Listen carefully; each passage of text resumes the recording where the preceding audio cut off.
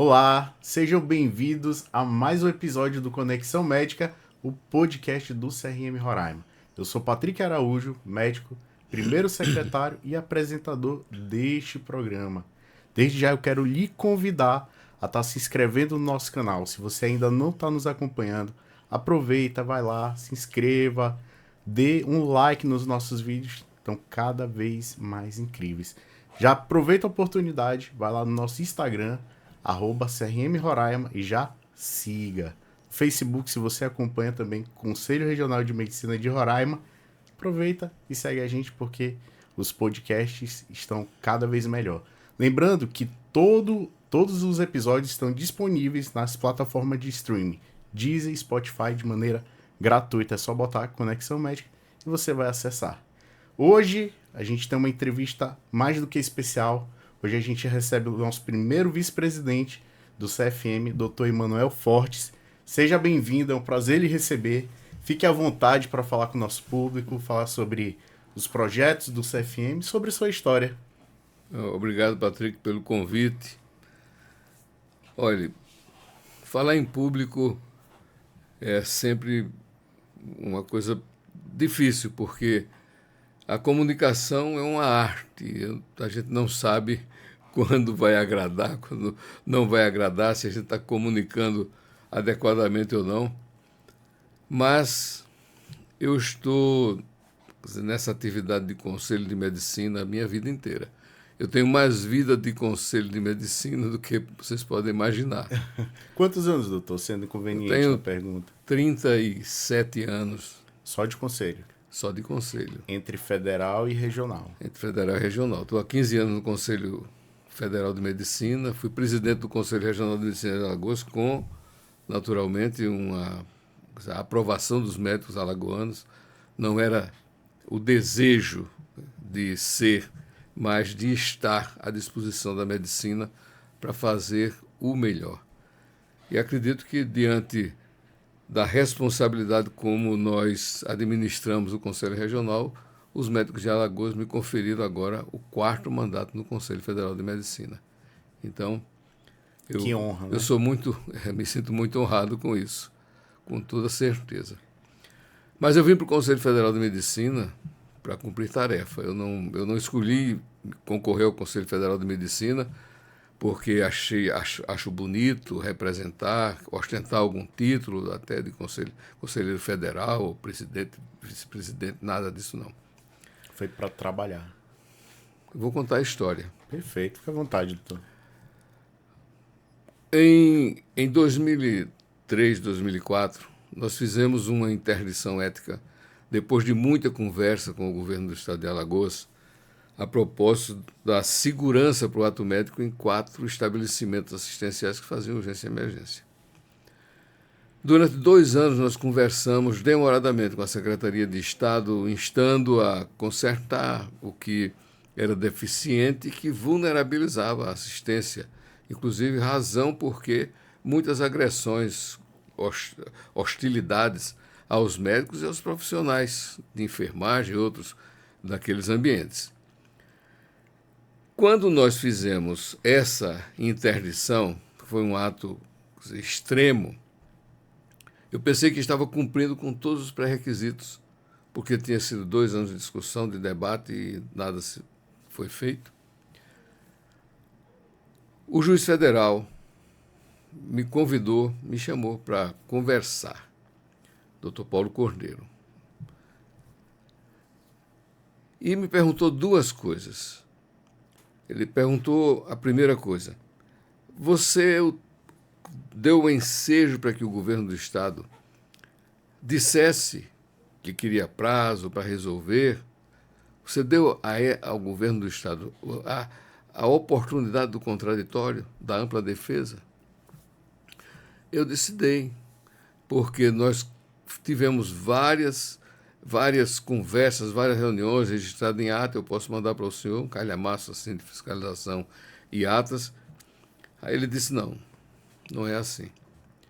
Isso era um ato informal, mas não havia uma autuação. O senhor deveria ter enviado uma notificação informando da pretensão do Conselho para só então, diante da resposta do governo do estado de Alagoas, tomar a providência de força. Eu já vi que tinha que revogar a resolução da interdição. Na época, só interrompendo, o senhor era presidente do Conselho Regional de Medicina de Alagoas. Em seguida, ele fez uma segunda pergunta que eu achei que isso está fácil.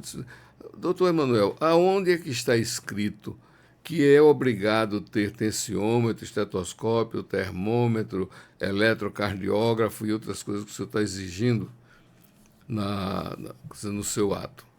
Eu disse, não, isso é fácil, eu posso mandar para o senhor. E o que é que me causou surpresa? Cheguei no Conselho de Medicina, fui procurar. Não tinha nada escrito a respeito. Nada.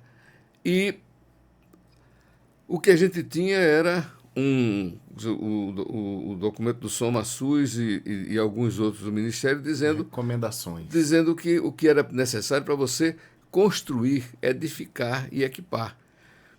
Mas do Conselho Federal de Medicina, absolutamente nada dizendo que era o mínimo seguro que a gente deveria cobrar para o ato seguro do médico. Primeira frustração.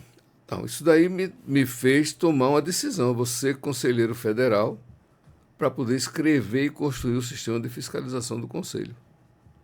E fiz. A Resolução 2056 de 2013, ela é consequência direta de um trabalho que começou em Alagoas. Em 2007, eu levei 3 anos em Alagoas para encontrar a forma adequada de estabelecer os critérios para exigir o que era minimamente seguro para o médico entrar num ambiente e dizer: eu tenho tensiômetro, estetoscópio, termômetro e assim por diante. Resolvi e realmente foi um trabalho exaustivo. Contei com um grupo de pessoas extraordinárias no Conselho Federal de Medicina. No Conselho Regional de Medicina nós fizemos em 2007 e 2008, 750, mais ou menos, fiscalizações, utilizando a metodologia em papel ainda. Isso era um modelo que o senhor criou para Alagoas, Isso, né? Eu criei um modelo para Alagoas e vim implantar para o resto do Brasil. Sim. Aqui, como conselheiro federal. Coincidentemente, a conselheira Marta Rinaldi, do Conselho de Santa Catarina, também tinha tido uma intuição semelhante e já havia adiantado a parte do uso da informática. Isso facilitou nosso trabalho. Nós construímos com um grupo de conselheiros todo o modelo e vocês utilizam hoje um sistema... Vocês utilizam hoje um sistema de ponta. De ponta. Vocês chegam em qualquer estabelecimento médico e sabem exatamente o que o Conselho Federal de Medicina exige para a segurança do ato médico. Exato. O que é seguro para o ato médico é bom para a população. Exatamente. O segundo ponto que me fez vir para Brasília foi a questão da publicidade. As regras postas na resolução de 2003, ela era muito controversa, muito subjetiva, e cada estado da federação interpretava os artigos de um modo. E eu tive muita dificuldade, porque quando a gente abria uma sindicância para apurar alguma irregularidade na publicidade, as pessoas diziam, mas isso é permitido em Pernambuco. O Rio de Janeiro faz assim. E nós chegamos à conclusão de que precisávamos escrever uma regra que uniformizasse o entendimento de norte a sul do Brasil. Foi padrão. Escrevemos a Resolução 1974 de 2011, que foi revogada por essa, eu fui autor da anterior, e ela trouxe sim. Tanto é que o Brasil inteiro passou a adotar uma mesma linguagem, porque a gente tirou ao máximo o subjetivismo do entendimento da publicidade. Perfeito. ficou alguma coisa de sensacionalismo, de autopromoção, concorrência desleal. Ainda ficou subjetivo, que a gente não consegue resolver tudo, como ainda nessa tem pouca coisa subjetiva. Para isso as atualizações, né? Pois é. Mas nessa questão da publicidade, eu ainda vinha imbuído de uma ideia de que a gente deveria fazer toda a contenção para o médico não se comportar mal, para prevenir que o médico cometesse erros e infrações e contrariasse alguma regra. E em 2017, com a chegada maciça da internet através tanto dos smartphones quanto das redes sociais, principalmente né? As redes sociais. Inclusive, interrompendo, essa era uma dúvida. Na época de 2011, as redes sociais não estavam no processo. Ainda, então... era incipiente. E a publicidade, ela requeria, naquela época ainda, um equipamento pesado para você fazer registros. Então, para fazer uma publicidade, você precisava de uma equipe de câmera e tudo mais. Quando esses equipamentos surgiram com a facilidade de manejo e a qualidade, isso mudou completamente. E o Conselho Federal de Medicina e os conselhos perderam a mão, porque tudo que é extremamente reprimido, tudo, não adianta você querer matar a criatividade. Tudo que é excessivamente controlado, um dia descontrola, porque as pessoas passam a transgredir. Enquanto você tem uma outra transgressão passível de você fazer um controle, é uma coisa. Mas quando você tem um mundo transgredindo, você precisa entender que alguma coisa está errada. Perfeito. Na forma de você impor. Você estava impondo uma regra. E em 2017, eu refletindo sobre as leis, a medicina é extremamente regulada, não pelas normas que o Conselho escreve, mas em lei. Nós temos leis que regulam a publicidade. Exato. Nós temos leis que obrigam a fazer. Nós temos leis que obrigam a ter uma hierarquia no sistema de assistência médica. E nessa questão da publicidade, eu tinha passado, como eu posso dizer que fui um presidente do Conselho Regional muito diligente, eu estudei as matérias com muita determinação. E eu tinha, como tenho, muitas leis na minha cabeça. Mas um dia eu estava precisando fazer uma transcrição do artigo 28 de um decreto-lei de 32. Aí resolvi ler os artigos que abrem o capítulo. E aí eu me dei conta que a gente errou durante 90 anos no entendimento da aplicação da regra. Você pode citar? Posso. A gente exige, por determinação legal, que todo estabelecimento de assistência médica pública ou privada tenha um diretor técnico médico e seu principal responsável. É assim que diz a lei. Eu sempre cobrei isso, mas sem a compreensão do que isso significava. Do que a palavra responsável, propriamente dita. Não foi isso. A questão fundamental era por que um diretor técnico, médico, para cuidar dos ambientes médicos?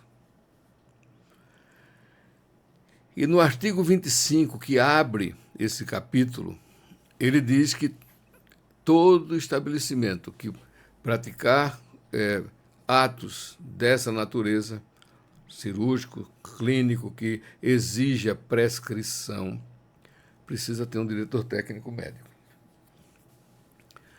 E no artigo 26 diz... Está na cabeça mesmo, né, velho? No artigo 26 diz: não é exigível um diretor técnico médico nos institutos de beleza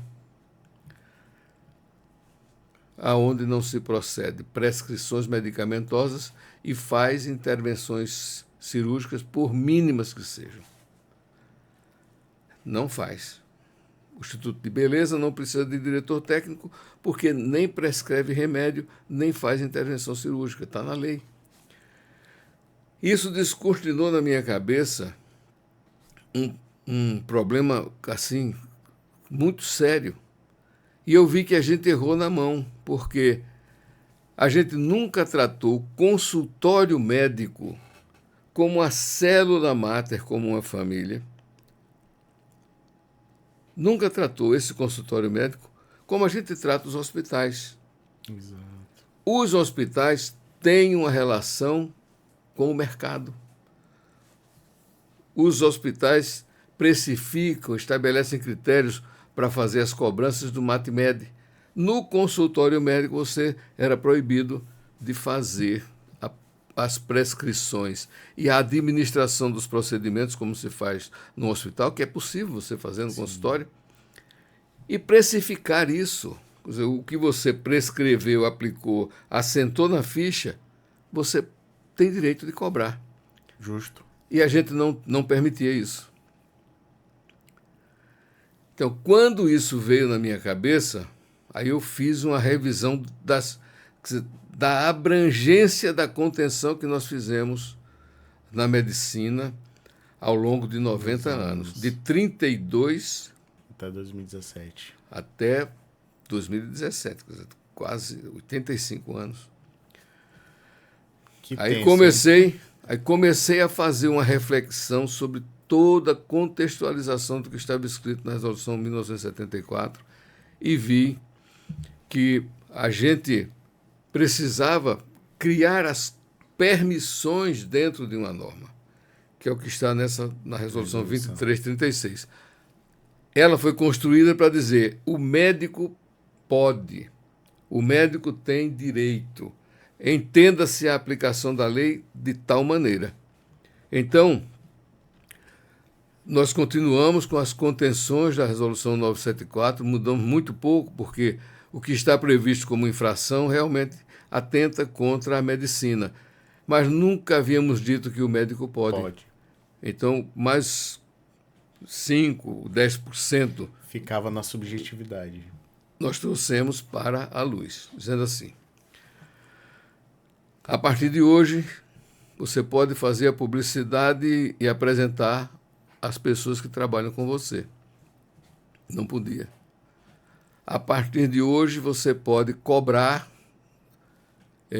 o que você aplicar no seu consultório. Tem a ficha clínica, como tem o prontuário no hospital, e tem a nota fiscal, porque se alguém se queixar de extorsão, nós vamos ver se você está aplicando o justo, o correto, que é a autorização para você ter o incremento do custo da aplicação, mais um montante de lucro com aquilo que você está aplicando.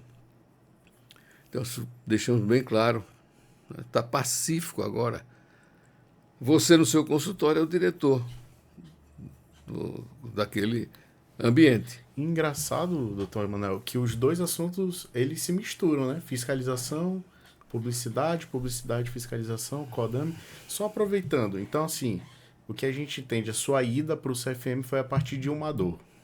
A dor que o senhor passava, viu a situação que o senhor foi incômodo para o senhor, chega até lá, depois de refletir, já como conselheiro federal aparece uma segunda dor, sobre a publicidade propriamente dita.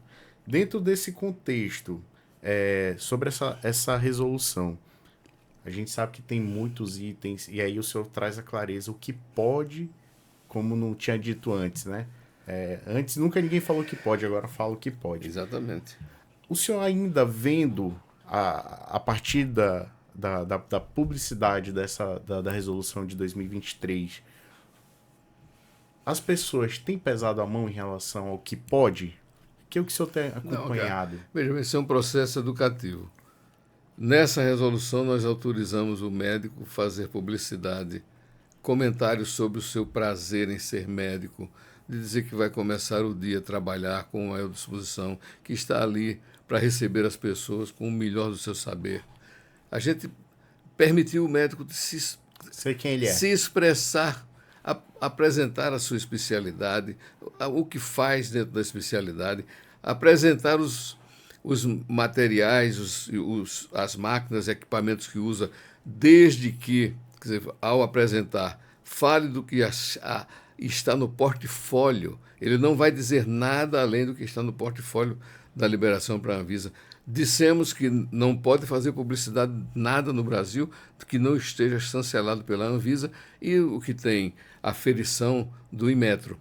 Perfeito. Não está aí, mas a gente colocou no manual dizendo que não, só o que oficialmente o Brasil prevê como legal. E o que está nos rótulos, né? E o que já está nos rótulos. Exatamente, é o que está claras, chancelado, né? As claras. Fizemos também algumas outras permissões, como a lei diz que a lei em 42 dizia que o médico podia publicar o valor das consultas. A medicina sempre teve uma aversão a falar de dinheiro.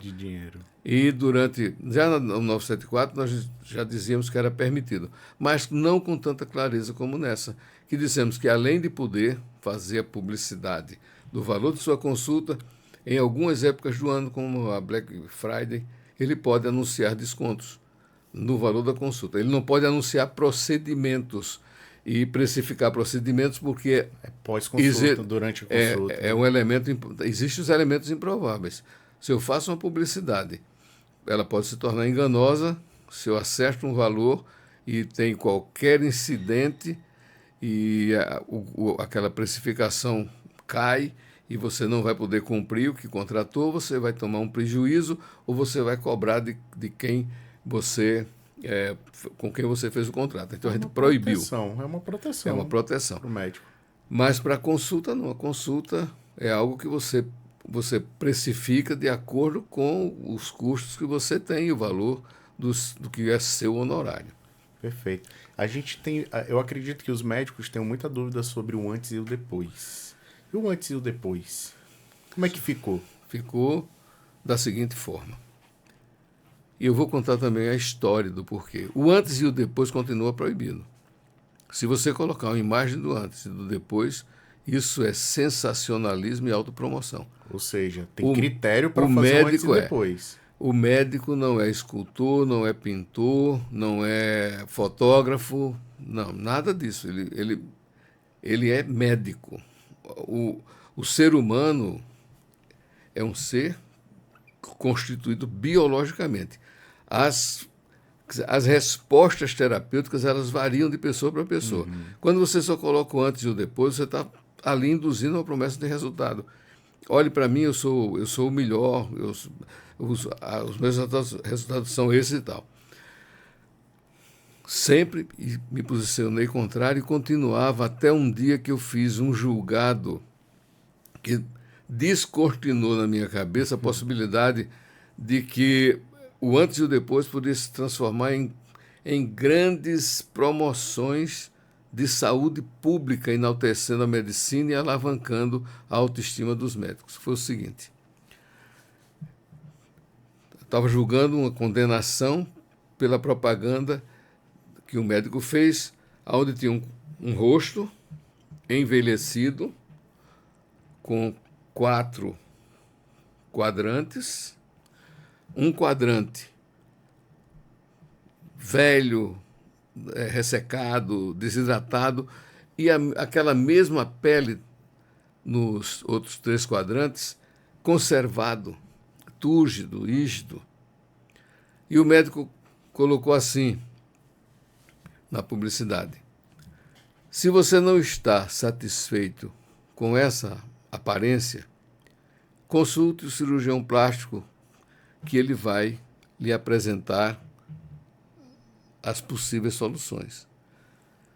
Ele não disse: venha que eu vou lhe apresentar as possíveis. Eu parei. O senhor era relator? Eu era o relator, inclusive a Graziela Bonin, que é hoje conselheira federal e é cirurgiã plástica, com quem a gente estava discutindo muito a solução para o antes e depois, eu chamei a Graziela e disse: Graziela, encontrei a solução. E faltava um outro quadrante, ou faltava um outro quadro, para poder se transformar numa possibilidade do médico publicar o antes e o depois, mas com uma consequência, ele dizer num quarto quadro que Possíveis complicações. existe possíveis resultados insatisfatórios. Então, o antes e o depois deve ser antecedido da descrição de um quadro, de uma imagem de um quadro que não é do paciente, onde o médico vai dizer se você está diante desse problema, pode ser da gastroenterologia, pode ser da psiquiatria, pode ser da proctologia, procure o médico.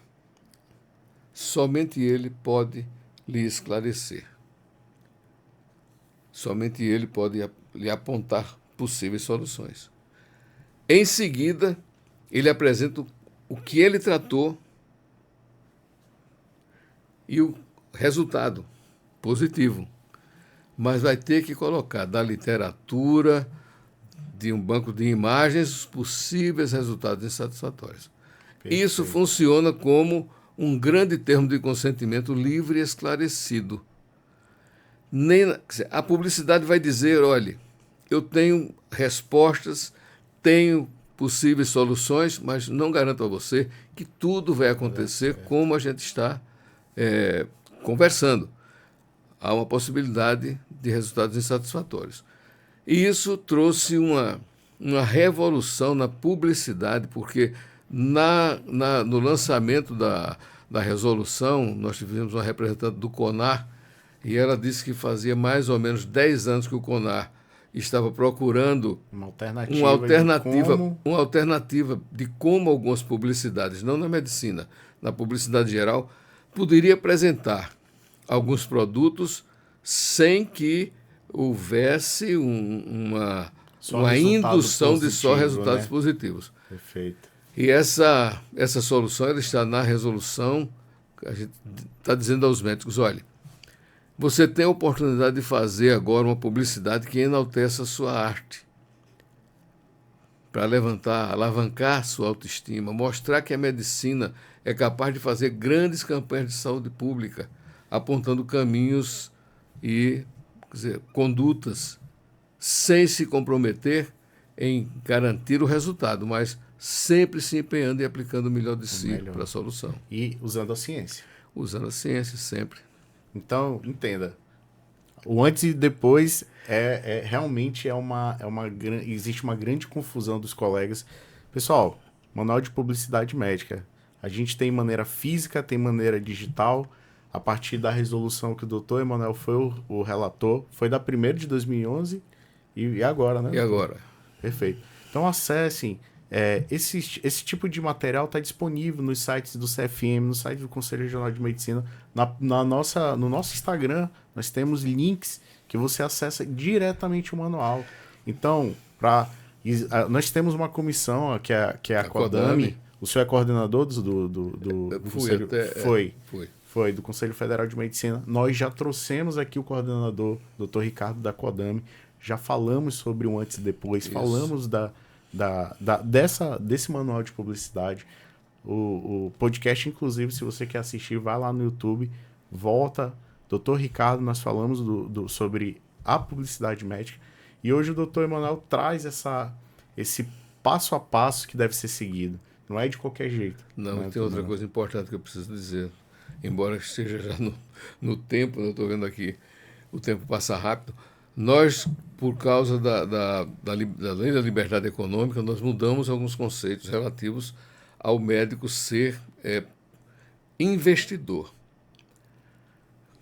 O pensamento também foi simples. Relação com o mercado. Relação com o mercado. Nós dissemos que o médico pode ser investidor em farmácia, ótica, lojas de órteses, de próteses e tudo mais, com uma ressalva. O Código de Ética Médica proíbe que ele faça a interação. Então, se ele for investidor, ele é investidor da porta para fora do consultório. Dentro do consultório ele tem que se comportar como médico.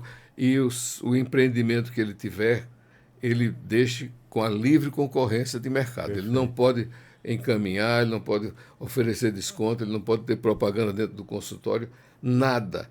Ele use o seu dinheiro como quiser, para investir onde quiser, mas não confunda isso com uma relação promíscua, em que ele vá ou venda induzir, casada. ou venda casada, e tudo isso continua proibido. Perfeito. Como é que os conselhos regionais, doutor Emanuel, eles podem trabalhar tanto o que já está escrito, mas em conjunto com o CFM? Como a gente, o regional, além da CODAMA, existe alguma outra comissão ou ações que a gente pode estar realizando? Olha, quando eu deixei a terceira vice-presidência, eu sou o primeiro vice-presidente e cuido de outro setor enorme do CFM. Comissões e câmaras técnicas. Câmaras técnicas, e grupos de trabalho. São muitos, né? A gente tá, hoje eu tinha 40 pessoas sob meu comando direto, fora os conselhos regionais, as comissões, as CODAMs e os DEFIs.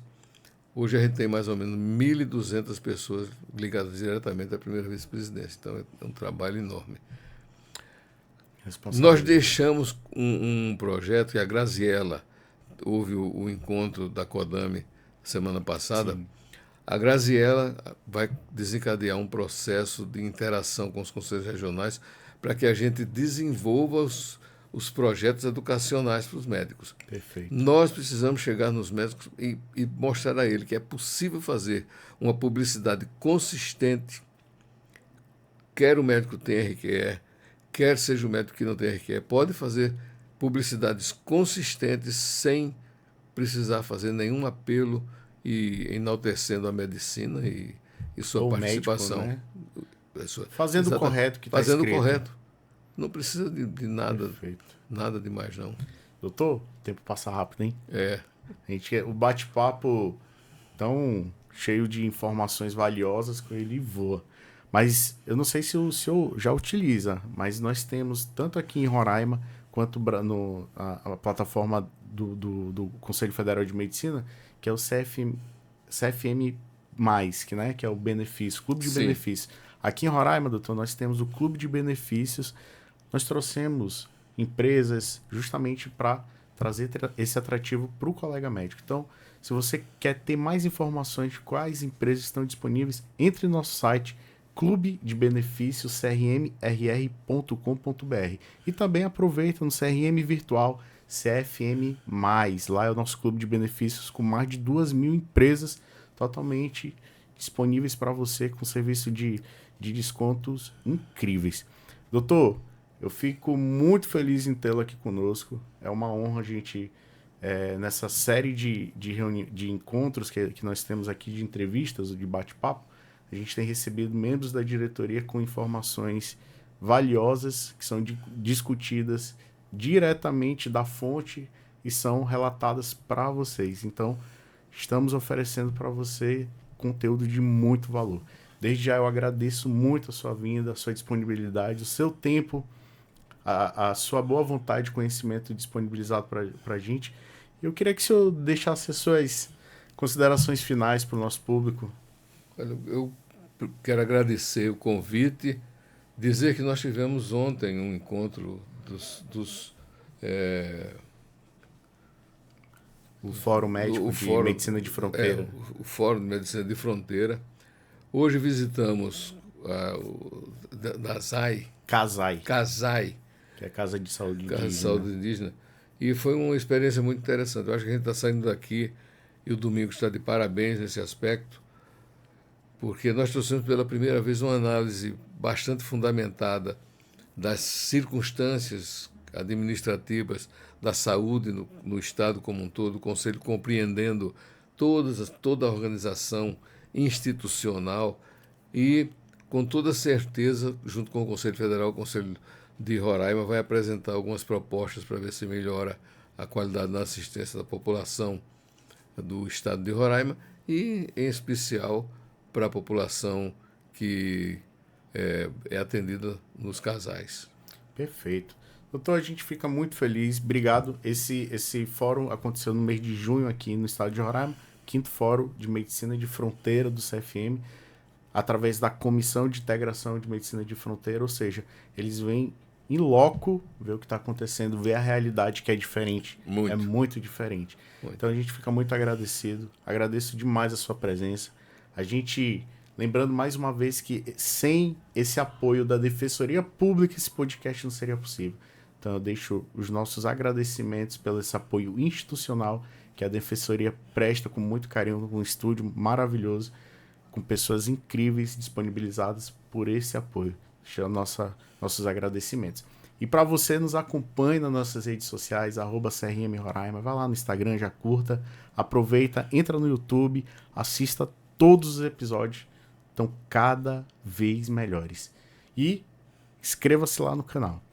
No próximo episódio a gente vai te esperar por aqui, com muito prazer, e eu te aguardo no próximo episódio. Até lá!